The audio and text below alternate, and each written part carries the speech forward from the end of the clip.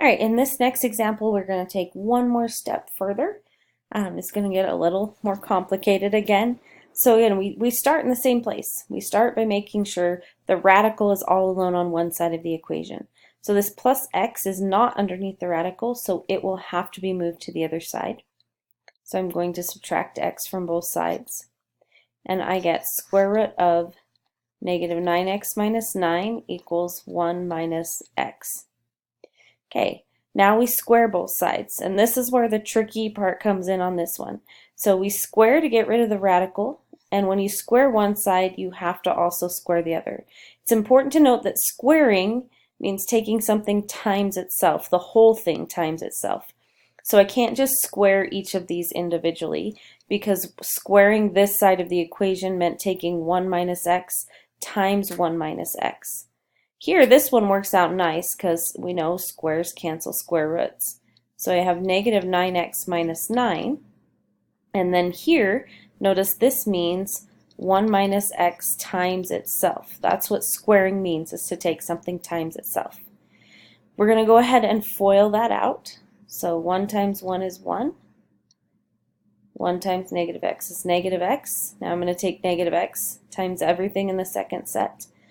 Negative x times 1 is negative x, and negative x times negative x is a positive x squared.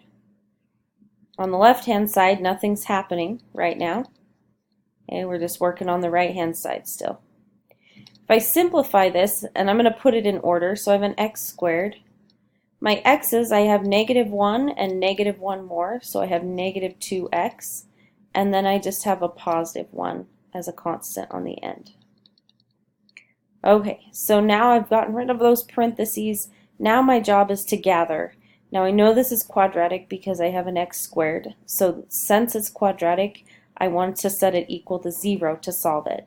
So I'm going to move these to the other side so that it's equal to 0. A minus 9x, to move that I would add 9x.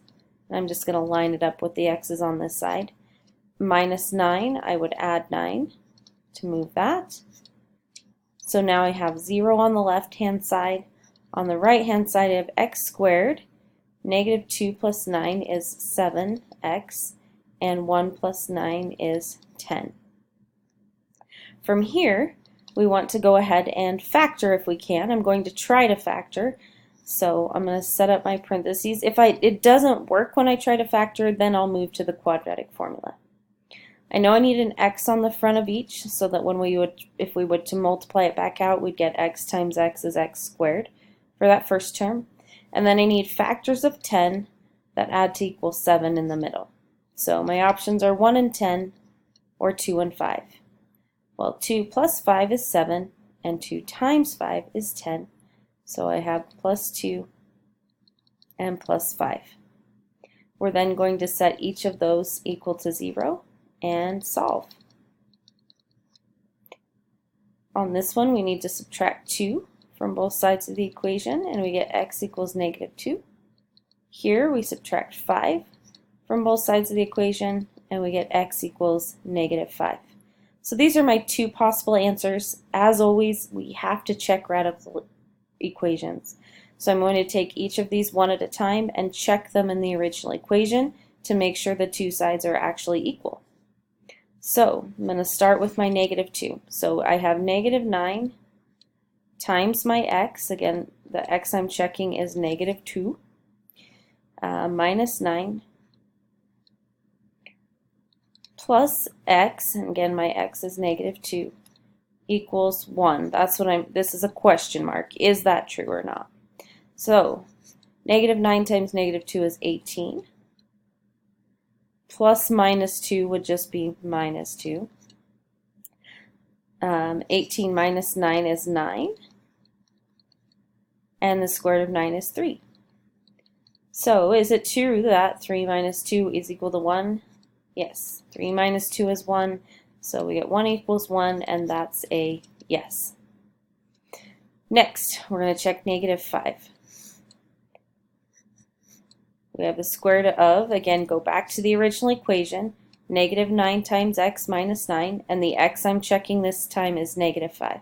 So negative 9 times negative 5 minus 9 plus x, so plus my x again, I'm checking -5.